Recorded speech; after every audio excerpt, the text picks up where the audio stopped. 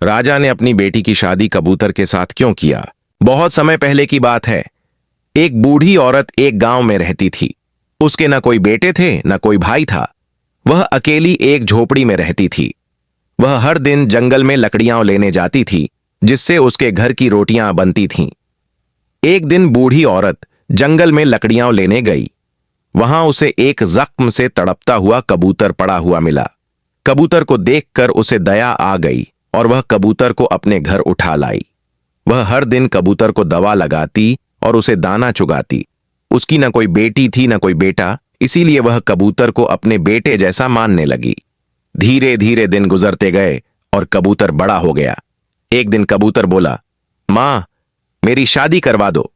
यह सुनकर उसकी बूढ़ी मां बोली, बेटा, मैं तेरी शादी के लिए किससे कहूं? तुम्हारे साथ कौन शादी करेगा? तुम तो कबूतर हो। कबूतर बोला, मां, तुम राजा के घर जाओ और उनकी बेटी से मेरी शादी की बात कहो। मां पहले नहीं जाना चाहती थी, लेकिन बहुत कहने पर बोली, ठीक है बेटा, मैं जाकर देखती हूं।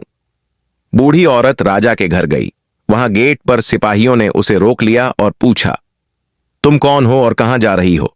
बूढ़ी औरत बोली, मुझे राजा से बात करनी है। सिपाहियों ने कहा, राजा की इजाजत के बिना हम तुम्हें अंदर नहीं जाने देंगे। बूढ़ी औरत बोली, बेटा, तुम राजा से पूछकर आओ कि एक बूढ़ी औरत उनसे कुछ बात करना चाहती है। सिपाही राजा के पास गया और सारी बात बताई। राजा ने कहा, उसे अंदर आने दो, देखें क्या बात है। बूढ़ी औरत राजा के दरबार में गई और जैसे उसके कबूतर बेटे ने कहा था, वैसे ही शादी की बात राजा से कह दी। यह सुनकर राजा गुस्सा हो गया और सिपाहियों से उसे बाहर निकलवा दिया। धक्का लगने से बूढ़ी औरत के हाथ में चोट लग गई। वह उदास होकर अपने घर लौट आई और सारी बात अपने कबूतर बेटे को बता दी।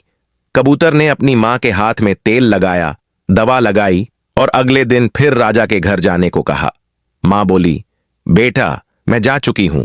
मुझे धक्का देकर बाहर निकाल दिया गया था। अब मैं वहां नहीं जाऊंगी। लेकिन बहुत समझाने पर मां बोली, ठीक है बेटा, आज फिर चलती हूं। इस बार बूढ़ी औरत फिर राजा के महल गई। इस बार सिपाहियों ने उसे अंदर जाने दिया। बूढ़ी औरत ने राजा से कहा, मैं अपनी बेटी की शादी तुम्हारी बेटी से नहीं, अपने कबूतर बेटे से करने आई हूं। राजा ने कहा, अगर तुम्हारी झोपड़ी की जगह एक बड़ा महल बन जाए और बारात में आने के लिए 100 घोड़े हों, तो मैं अपनी बेटी की शादी तुम्हारे कबूतर बेटे से कर दूंगा। यह सब कल सुबह तक होना चाहिए। बूढ़ी औरत खुशी खुशी घर आई और कबूतर बेटे को सारी बात बताई। मां बोली, बेटा, राजा ने बहुत बड़ी शर्त रखी है। कबूतर बोला, मां, तुम चिंता मत करो। कबूतर उड़कर जंगल गया और इधर उधर तलाश करने लगा।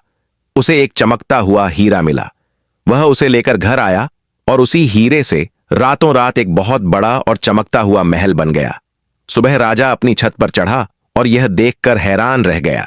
उसने सिपाहियों से पूछा, क्या मैं सपना देख रहा हूं? सिपाहियों ने कहा, नहीं महाराज, यह सच है। राजा बोला, अब तो मुझे अपनी बेटी की शादी कबूतर से करनी ही पड़ेगी। राजा ने अपनी बेटी की शादी कबूतर से कर दी। शादी की पहली रात राजा को चिंता हुई कि उसकी बेटी कबूतर के साथ कैसे रह रही होगी। उसने एक सिपाही को बेटी की खबर लाने भेजा। सिपाही ने खिड़की से देखा कि राजकुमारी खुश है। उसने जाकर राजा को सब बता दिया। कुछ दिनों बाद एक शादी का निमंत्रण आया। राजा की बेटी को बुलाया गया और कहा गया कि अपने पति कबूतर को भी साथ लाना। जब बेटी ने कबूतर से कहा तो कबूतर बोला, अगर हम वहां गए तो लोग हम पर हंसेंगे, इसलिए हम वहां नहीं जाएंगे।